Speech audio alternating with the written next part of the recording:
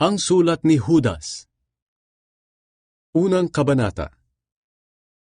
Mula kay Judas na alipin ni Hesukristo at kapatid ni Santiago. Mahal kong mga pinili ng Diyos Ama na maging Kanya, na minamahal niya at iniingatan ni Hesukristo. Sumainyo nawa ang higit pang awa, kapayapaan at pag-ibig mula sa Diyos. Mga huwad at sinungaling na guro. Mga minamahal, gustong-gusto ko sanang sumulat sa inyo tungkol sa kaligtasang natanggap natin. Pero naisip ko na mas kailangan ko ngayong sumulat tungkol sa mga bagay na magpapalakas sa inyong loob upang manindigan sa mga aral ng ating pananampalataya. Ang mga aral na ito ay pinagkatiwala ng Diyos sa mga pinabanal niya at hindi dapat baguhin.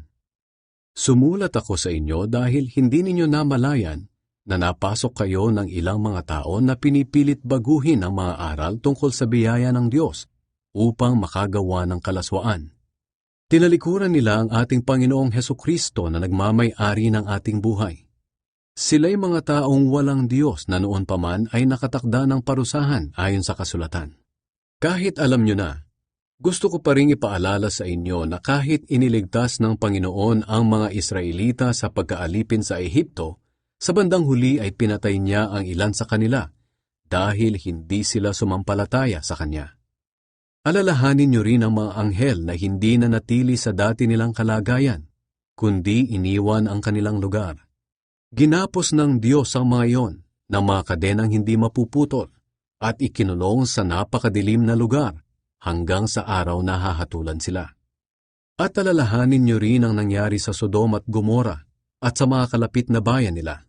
Katulad ng mga anghel na iyon, gumawa sila ng lahat ng uri ng kalaswaan, pati na ng kahalayan sa hindi nila kauri. Pinarusahan sila sa walang hanggang apoy bilang babala sa lahat. Ganyan din ang mga taong nakapasok sa inyo nang hindi ninyo namalayan. May mga pangitain sila na naguudyok sa kanila na gumawa ng kahalayan sa sarili nilang katawan.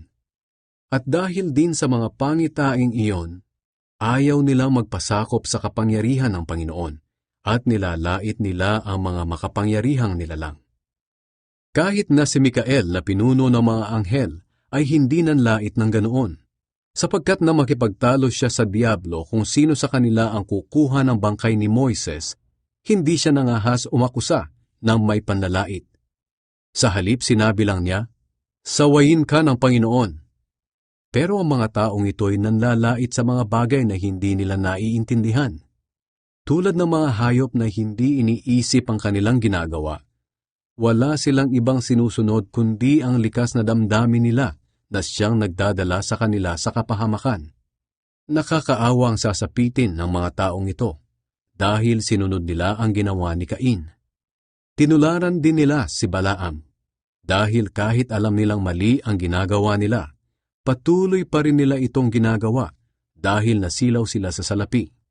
At tulad din ni Korah, naghihimagsik sila laban sa Diyos, kaya sila ay parurusahan ding tulad niya. Ang mga taong ito'y nakakasira sa pagsasalo-salo ninyo bilang magkakapatid sa Panginoon.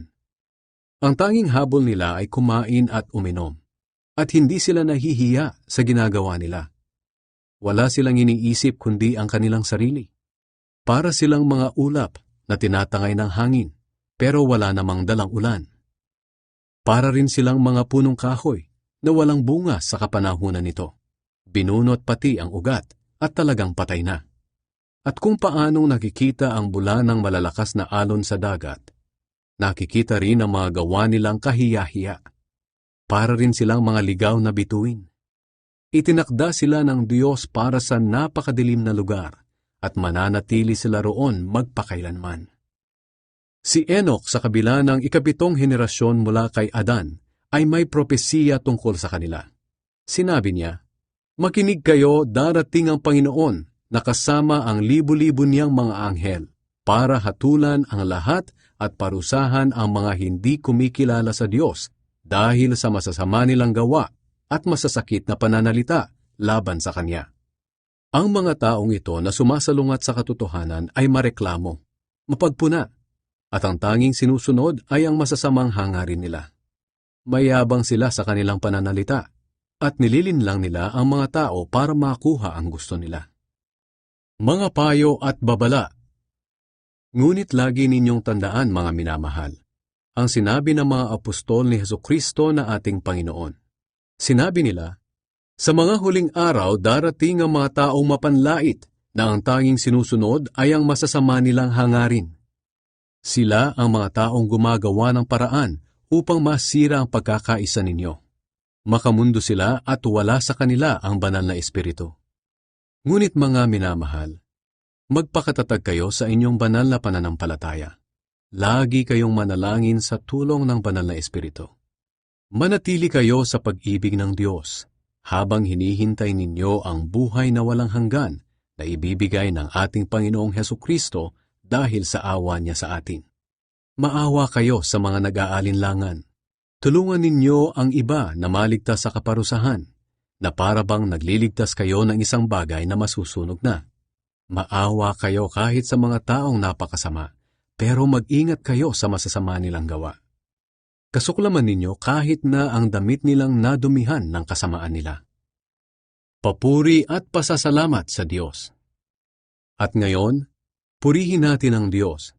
Siya na makakapag-ingat sa inyo upang hindi kayo magkasala, at makakapagdala sa inyo sa kanyang harapan ng walang kapintasan at may lubos na kagalakan. Siya lang ang Diyos at ating tagapagligtas sa pamamagitan ng ating Panginoong Hesukristo. Sa Kanya ang kapurihan, karangalan, kadakilaan at kapangyarihan, mula pa noong una hanggang ngayon at magpakailanman. Amen.